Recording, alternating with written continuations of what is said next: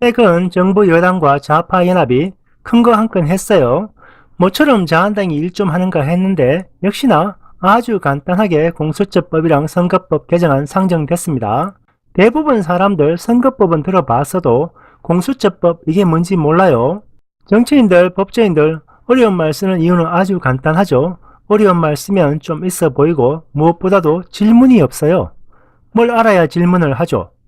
공수처법 이러니까 말이 어려워 보이지만 풀어서 쓰면 고위공직자 비리수사처법입니다. 말 그대로 고위공직자들 비리를 수사하는 곳을 만들겠다는 겁니다. 뭐 반대할 이유가 전혀 없어 보이죠. 고위공직자 비리를 수사하겠다는데 이걸 반대해버리면 난 고위공직자들의 비리를 묵인하겠습니다. 이렇게 말하는 거랑 다를 바가 없죠. 여기서 말하는 고위공직자는 대통령, 국회의원, 대법원장, 판검사, 상급 이상 공무원 등등 해서 7,000명이 넘어요. 사실상 3급 이상 모든 공무원이 대상입니다. 공수법을 입법한 의원들 말에 따르면 공수처는 입법, 사법, 행정 중 어느 한 곳에도 소속되지 않는 초헌법적 권력기관입니다. 공수처가 설치되면 검찰이 기소하지 않은 고위공직자들의 범죄가 다시 수사 대상이 될 수도 있고 검사의 비리에 대해서도 수사가 가능해진다고 하네요. 언뜻 들으면 좋은 것 같기도 하고 어쩌면 숨은 의도가 있는 것 같기도 하죠. 이렇게 헷갈리는 문제가 생겼을 때 아주 간단하게 답을 내는 방법이 있어요. 두 사람이 협상할 때 두 사람 모두 만족하지 못하는 협상 결과가 최선의 협상 결과이다. 이런 말 들어보셨죠? 만일 두 사람 모두 만족하는 협상 결과가 나왔다는 말은 분명히 크게 피해보는 숨은 제3자가 있다는 이야기예요. 모두가 만족하는 협상 결과라는 건 세상에 존재하지 않습니다. 예를 들어서 여야 국회의원 양쪽이 모두 만족하는 법안이 뭐가 있을까요? 이런 거죠. 세비 인상, 국회의원 수 증원, 특활비 인상 그런 거겠죠. 여야 국회의원들 모두 만족했지만 제3자인 국민들만 봉의된 거죠. 반대로 여야 국회의원 양쪽이 모두 반대하는 법안은 어떤 게 있을까요? 당연히 세비나 국회의원 수 감원, 특활비 폐지 이런 거죠. 여야 국회의원들 모두가 불만이지만 국민들은 당연히 만족하겠죠. 따라서 그 게으른 국회의원들이 기를 쓰고 어떤 법안을 통과시키려고 한다는 건 자신들에겐 엄청난 혜택이 돌아가고 국민들은 엄청 더 힘들어진다는 이야기예요. 따라서 공수처 법안을 반대하고 있는 자한당은 모처럼 국민들에게 도움이 되는 일을 하고 있는 거지요. 그래도 여전히 공수처 법안은 국민들을 위한 것이다. 이렇게 믿고 싶으신 분들 많으시죠?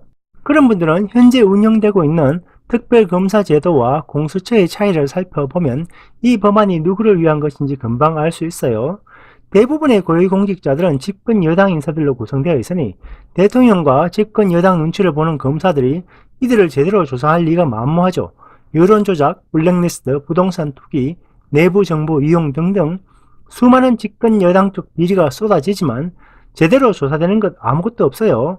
이런 문제를 보완하기 위해 나온 게 특별검사 제도입니다. 특별검사 제도는 야당이 추천한 변호사 중 하나를 대통령이 지정하여 고위공직자 비리를 조사하는 제도예요.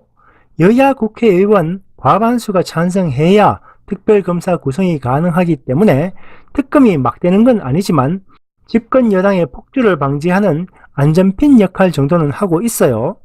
이와 반대로 공수처는 대통령이 관할하는 공수처의 검사들이 상급 이상 고위공직자들의 비리를 조사하는 곳이에요. 4급 이하 일반 공무원들은 현재의 검찰 조직만으로도 충분히 조질 수 있는데 3급 이상 고위공무원들, 판검사들은 일반 평검사들이 조지기엔 좀 버겁죠. 그래서 나온 게 공수처입니다. 공수처는 대통령 직속이기 때문에 대통령과 집권 여당 쪽 고위공직자들은 조사 대상이 될 수가 없어요. 저는 문재인을 지지합니다 라고 거짓말하고 공수처 검사가 된 다음 정부 측 고위인사들을 조사할 수도 있겠지만 다음날 뭐 바로 잘리겠죠. 대통령이 공수처를 가지게 되면 대통령이나 집권 여당의 말을 잘 안 듣는 고위공직자들, 내부 고발자들, 정권 눈치 안 보는 검사들, 자한당 국회의원들 아주 쉽게 길들일 수 있어요. 죄가 없으면 걱정할 필요가 없지 않냐 라고 말할 수 있겠죠. 검찰 조사 받아보신 분들 아시겠지만 죄가 있건 없건 검찰 조사 받게 되면 그 자체로 힘들어요. 이재용 회장 보세요. 시도 때도 없이 가택수색 당하다가 아예 집을 헐어버렸잖아요. 과거에 히틀러 밑에 게슈타포가 있었고 북쪽 정언이는 보위부를 가지고 있듯이 문재인이는 공수처를 가지겠다는 겁니다. 말 그대로 김정은이가 이룩한 독재 국가를 그대로 카피하고 있는 거 눈에 보이죠. 그런데 다음번 대선 때 정권이 바뀌어버리면 공수처의 칼날이 자신들을 향할 수도 있는데 그러면 큰일이죠. 그래서 집권 여당은 좌파 정부의 장기 집권 계획의 일환으로 선거법 개정을 같이 추진하고 있어요. 장기 집권하는 가장 좋은 방법은 선거법을 자신들에게 유리하게 개정하면 돼요. 5.18 유공자들이 10% 가산점 받고 개나 소나 공무원 되는 거랑 비슷해요. 이들이 생각해도 너무 노골적으로 지들한테만 유리한 선거법이라 정의당 심상정은 국민들은 비례대표 산식을 알 필요가 없어요. 그냥 투표할 줄만 알면 돼요 라고 하면서 국민들에겐 자세한 내용을 감추려고 합니다. 실제로 비례대표 산식은 아주 복잡합니다. 좌파들은 국민들이 몰랐으면 하는 것들은 언제나 어려운 용어나 산식을 이용하고 국민들이 알았으면 하는 것들은 온갖 감성팔이 하면서 국민들에게 알립니다.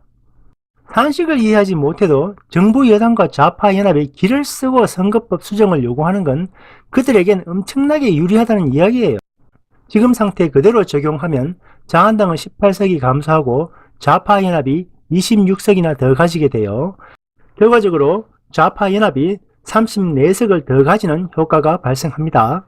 5.18 유공자들은 10% 더 받고 공무원 되는데 지들도 11% 가산점 받고 국회의원 되겠다는 거예요. 더 웃기는 건 국회의원 300명 중 75명은 지들 마음대로 뽑겠다는 겁니다. 국민들의 유일한 권리가 투표권인데 그 투표권까지 지들이 가져가겠다는 건데 이런 걸 국민들이 찬성해버리면 나 민주주의가 싫어요, 독재가 너무 좋아요 라고만 하는 거랑 다를 바가 없어요. 자, 결론입니다. 국회의원들은 국민들을 위해서 일하는 집단이 아니에요. 국회의원들은 국민들의 이름을 팔아서 지들이 하고 싶은 거 하는 집단입니다. 따라서 국회의원들이 기를 쓰고 무언가 하려고 하면 국민들은 긴장해야 됩니다. 국민들이 한 1, 2년 동안만 한눈 팔고 있으면 한국 정부는 좌파 연정이 지배하는 김정은 이중대 금방 됩니다. 좌파 정부가 집권한 국가치고 제대로 된 국가는 단 한 개도 없는데 아직도 한국 국민들 사회주의 국가에 대한 환상을 가지고 있어요. 사회주의 독재 일단 실현되면 절대로 이전 세상으로 못 돌아갑니다. 한국 국민들 제발 그 환상이 실현되기 이전에 빨리 깨어나세요. 이상 애들레이더 트래키였습니다. 제 영상이 마음에 드시면 많은 공유와 추천 부탁드립니다. 감사합니다.